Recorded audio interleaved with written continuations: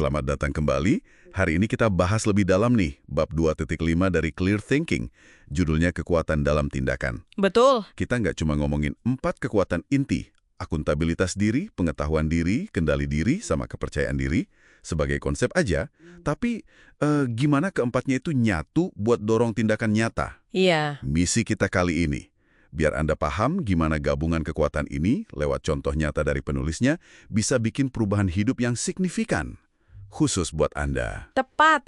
Fokusnya memang bukan sekedar punya sifat-sifat ini aja, tapi gimana kita pakainya bareng-bareng pas ada momen penting. Oke. Sumber utamanya ya pengalaman pribadi si penulis ini waktu dia ambil keputusan besar soal karir. Ini nunjukin banget gimana potensi di dalam diri itu jadi aksi di luar. Sinerginya itu loh. Penuh sama pilihan kita dan hasilnya. Betul. Terus, pengetahuan diri. Ini soal paham banget siapa kita, apa yang penting buat kita, kelebihan kita, kurangnya kita juga. Lanjut, kendali diri.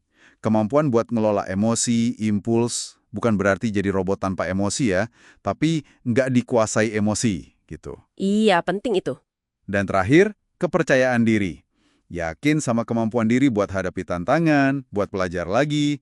Nah, bab ini nunjukin gimana semua itu kerja bareng. Nah, contoh kuncinya itu pas penulis mutusin keluar dari kerjaan yang, wah keren banget lah di badan intelijen. Wah, itu pasti nggak gampang ya. Nggak gampang sama sekali. Coba bayangin aja, gajinya gede, pensiun terjamin, kerja bareng orang pinter, misinya jelas.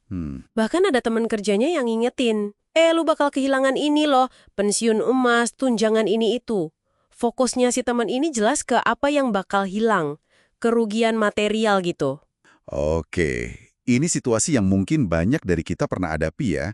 Tekanan dari luar kuat banget. Betul. Nah, ini nih bagian serunya.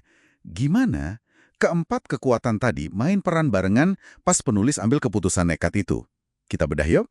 Mulai dari kepercayaan diri. Gimana tuh? Kepercayaan diri di sini tuh unik. Bukan berarti dia tahu persis masa depannya bakal gimana. Justru enggak. Oh gitu. Iya, dia percaya sama kemampuannya buat cari jalan nanti. Nggak perlu punya semua jawaban sekarang. Ini keyakinan pada proses, pada diri sendiri buat adaptasi, bukan pada kepastian dari luar. Oke. Poin bagus. Terus pengetahuan diri, gimana itu masuknya? Ini krusial banget penulisnya ya, karena pengetahuan dirinya kuat, dia sadar betul buat dia pribadi nih, kebebasan waktu itu nilainya jauh di atas uang atau status kerjaan itu. Jadi dia tahu prioritasnya ya? Banget, karena tahu prioritas internal ini, dia bisa nimbang omongan temennya tadi soal rugi versi dia sama untung versi penulis sendiri. Dia tahu apa yang dia kejar. Masuk akal. Dan ini nyambung juga ke kesadaran kalau lingkungan kerja yang lama itu udah nggak cocok sama nilai kebebasan waktu yang dia pegang. Jadi ini juga soal milih lingkungan baru yang lebih dukung dia. Jadi pengetahuan diri kasih kompas dan kesadaran lingkungan ya. Terus kendali diri. Perubahan sebesar itu kan pasti bikin galau atau gimana gitu. Pasti ada gejolak. Nah, kendali diri ini yang bikin penulis tetap disiplin, meskipun mungkin ada rasa takut, ragu, dia nggak lumpuh gitu sama emosinya. Oke. Dia bisa, ya udah, besok bangun, mulai mikir langkah selanjutnya secara rasional. Nggak panik berlebihan, nggak impulsif nyesel gitu. Ini soal ngelola reaksi diri terhadap perubahan. Mantap. Terakhir, akuntabilitas diri. Di mana perannya? Gampangannya gini, pas dia mutusin berhenti dan beneran ngelakuin, itu udah bentuk akuntabilitas diri paling jelas. Iya. Nggak ada nyalahin bos, nyalahin sistem atau keadaan. Sikapnya kayak, ini pilihanku, aku tanggung jawab sama konsekuensinya, udah, titik. Dia ambil alih penuh jalan hidupnya. Jadi cuma satu tindakan, berhenti kerja, tapi itu nunjukin banget gimana 4 kekuatan ini kalau digabung bisa bikin kita ambil pilihan yang otentik, yang beneran kita banget. Betul. Meskipun orang lain di sekitar kita, kayak si kolega tadi, cuma lihat apa yang kelihatan hilang. Dan intinya kan, kekuatan internal ini bikin kita bisa lihat ulang apa itu untung dan rugi. Maksudnya? Ya, temennya fokus ke rugi duit, yang kelihatan. Tapi penulisnya, karena punya pengetahuan diri dan kepercayaan diri, dia lihat untung yang tak ternilai. Kebebasan waktu, hidup yang lebih pas sama dirinya.